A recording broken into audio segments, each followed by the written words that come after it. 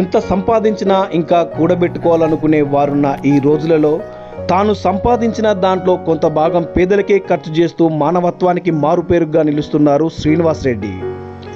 వరంగల్ జిల్లా రాయపర్తి మండలం మైలారం గ్రామానికి చెందిన పరిపాటి శ్రీనివాస్ రెడ్డి అంటే తెలియని వారుండరు. ఆపదలో ఉన్నారంటే చూపు అయిన వైపే, సేవా గుణానికి నిలువెత్తు సాక్ష్యం. తల్లిదండ్రులను కోల్పోయి అనాథగా మారిన చిన్నారికి అండగా నిలిచాడు. రాయపర్తికి చెందిన బాలిక రేణుకది నిరుపేద కుటుంబం. దానికి తోడు తల్లిదండ్రులను కోల్పోయి అనాథగా మారింది. ఈ విషయం తెలుసుకున్న శ్రీనివాస్ రెడ్డి చలించిపోయారు. 2 లక్షల రూపాయలు వెచ్చించి ఇంటి నిర్మాణం చేయించాడు. ఆర్థిక సాయం చేయడమే కాక అండగా ఉంటానని అభయమిచ్చారు. ఎందరికో అండగా నిలుస్తున్న ఆయనను అందరూ అభినందిస్తున్నారు.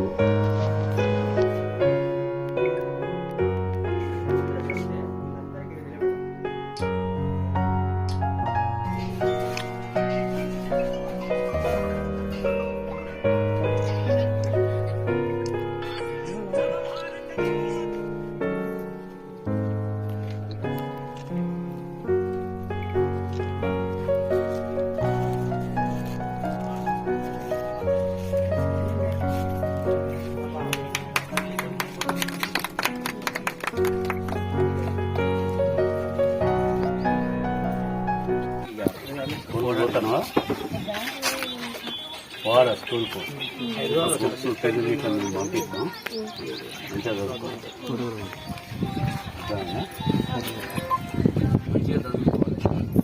చదువుకోవాలి, డాక్టర్ కావాలి, మీరు కూడా 10 మందికి హెల్ప్ చేయాలి. మంచిగా సక్సెస్గా అందరికీ ఉపయోగపడాలి.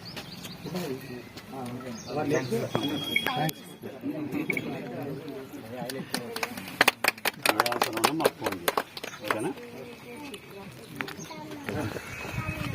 ముఖ్యంగా నాగరాజు నేను ఆయన చూడలేదు, కాకుండా ఆయనకు నేను థ్యాంక్స్ చెప్పాలి.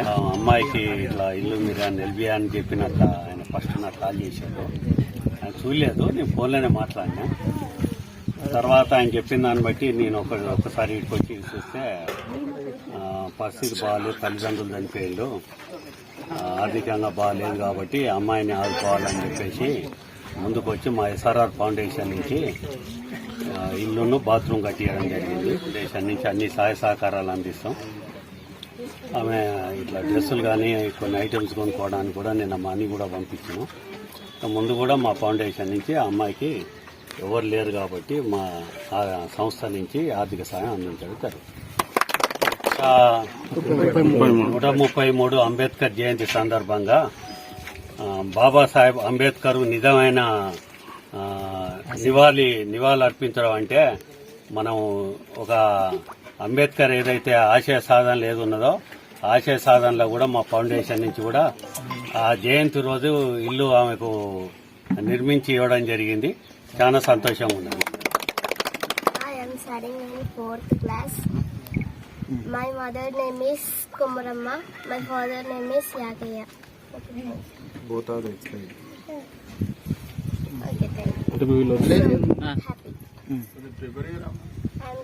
I'm happy and Thanks. okay, thank you.